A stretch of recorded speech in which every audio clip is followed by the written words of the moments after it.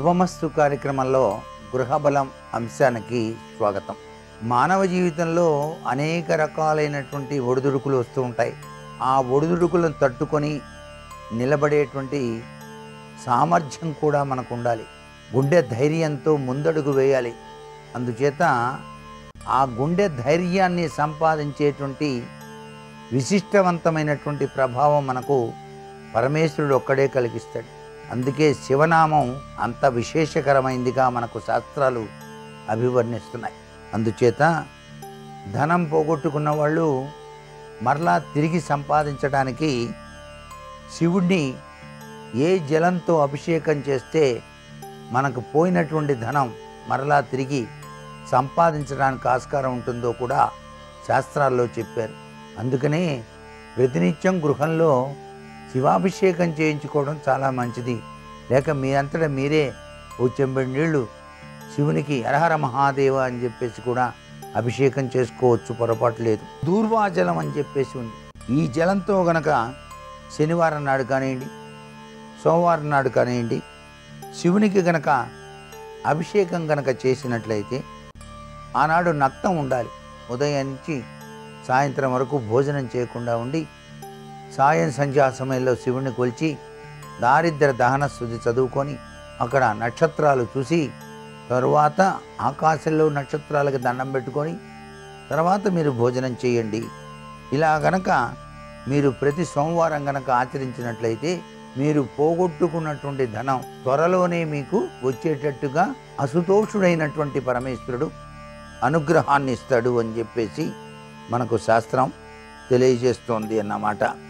అలాగే లక్ష్మీదేవిని పూజ చేసిన తర్వాత ఏం పఠిస్తే లక్ష్మీ అనుగ్రహం కలుగుతుందో అనేటువంటి విషయం చాలామంది ఆలోచిస్తూ ఉంటారు.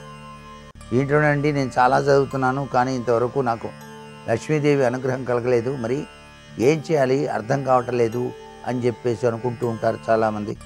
సాధారణంగా స్త్రీ దేవతలందరినీ కూడాను శ్రీ సూక్త విధానంతో పూజ చేస్తాం. లక్ష్మీదేవిని కూడాను శ్రీ సూక్త విధానంతోనే పూజ చేస్తాం.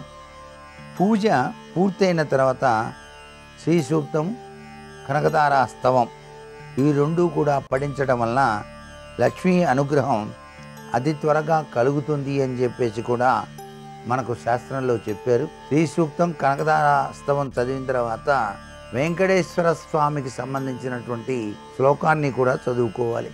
అంటే లక్ష్మీనారాయణ అని కదా స్వామివారు అక్కడ అమ్మవారితో కూడి ఉంటారు కాబట్టి లక్ష్మీనారాయణతో కూడినటువంటి పూజలు సత్వరమే మనకు అనుగ్రహాన్ని ప్రసాదిస్తాయి అనే విషయాన్ని గుర్తుపెట్టుకోవాలి.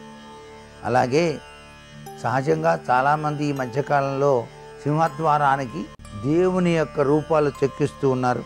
ఇలా ఉండటం వలన ఏంటి మంచిదా కాదా అని చెప్పేసి కూడా చాలామంది సంశయంగానే అడుగుతూ ఉన్నారు. సింహద్వారం తలుపు పైన దేవుని యొక్క రూపాలు ఉంచటం వలన ఆ ఇంటిలో సంపదలు అనేటువంటివి బయటికి వెళ్లకుండా ఉంటాయి అని చెప్పేసి కూడా ఒక విశేషాంశకరమైనటువంటి ప్రభావం. అయితే వాస్తుశాస్త్రరీత్యా అయితే అలా దేవుడి బొమ్మలు చెక్కించుకున్నప్పుడు అందరూ కూడాను ఆ యొక్క తలుపుని తాకుతారు కాబట్టి అలా దేవుని యొక్క బొమ్మలతో ఉన్నటువంటి రూపాలని తాకినట్లయితే అది అంత మర్యాదకరమైనటువంటి ప్రభావం కాదు. కాబట్టి వాళ్ళకి తాకిన అంటకుండా ఉండేటువంటి రీతిలో దేవుళ్ళని చెక్కించుకోవాలి. పై భాగాన అంటే సింహద్వారం పై భాగాన చెక్కించుకోవచ్చు దేవుని యొక్క బొమ్మలు. మన వినాయకుడు ఉన్నాడు, చక్కగా చెక్కించుకోవచ్చు. అలాగే దశావతారాలు చాలామంది చెక్కిస్తారు, అలా దశావతారాలను కూడా చెక్కించుకోవచ్చు. అంతేగాని తలుపుల పైన మాత్రం దేవుని రూపాలు కనుక చెక్కినట్లయితే కాస్త వాస్తుశాస్త్రరీత్యా ఇబ్బంది వస్తుంది. అయితే ఈ దేవుని రూపాల వల్ల మనకేం జరుగుతుందంటే సత్వరమే మనకి ఆర్థికపరమైనటువంటి చిక్కుల నుంచి బయటపడటానికి ఆస్కారం. మన మనసు ఎప్పుడూ కూడా ఆ దైవత్వం వైపు పయనిస్తుంది కదా. తలుపు మూసేటప్పుడు తెరిచేటప్పుడు కూడా స్వామి నమస్కారం అంటూనే తెరుస్తాం, స్వామి నమస్కారం అంటూనే మోస్తాం కదా. అందుచేత ఈ విధి విధానం కొంతమంది పాటిస్తూ ఉన్నారన్నమాట. ఏది ఏమైనప్పటికీ కూడాను మనకి కావలసింది నిర్మలమైనటువంటి భక్తి చింతన. త్రికరణ శుద్ధి. ఏ ఇంట నిర్మలమైనటువంటి భక్తి త్రికరణ శుద్ధి ఉంటుందో వెంటనే భగవంతుడు కరుణిస్తాడు, కటాక్షిస్తాడన్నమాట. లక్ష్మీ ప్రాప్తికి లక్ష్మీదేవిని ఎలా ఆరాధన చెయ్యాలి అని చెప్పేసి కూడా మనకు శాస్త్రాలు తెలియజేస్తున్నాయి. పూజా మందిరంలో ఉండి లక్ష్మీనారాయణుల యొక్క చిత్రపటాన్ని ఉంచుకొని నారాయణుడి సహితంగా లక్ష్మీదేవిని పూజించాలి. లక్ష్మీదేవి నారాయణుడితో పాటు పూజిస్తే త్వరగా మన్ని అనుగ్రహిస్తుంది. దేవతలను దంపతుల సహితంగా ఆరాధించాలి అనేటువంటి ఆగమ శాస్త్రం. హనుమ, గణపతి వంటి వారికి కూడాను భార్యలను ఏర్పాటు చేయటం జరిగింది. కాబట్టి దేవతలను సతీ సమేతంగా పూజించటం వలన అత్యధికవంతమైనటువంటి ఫలితాలని మనం సాధించడానికి ఆస్కారం ఉంటుంది.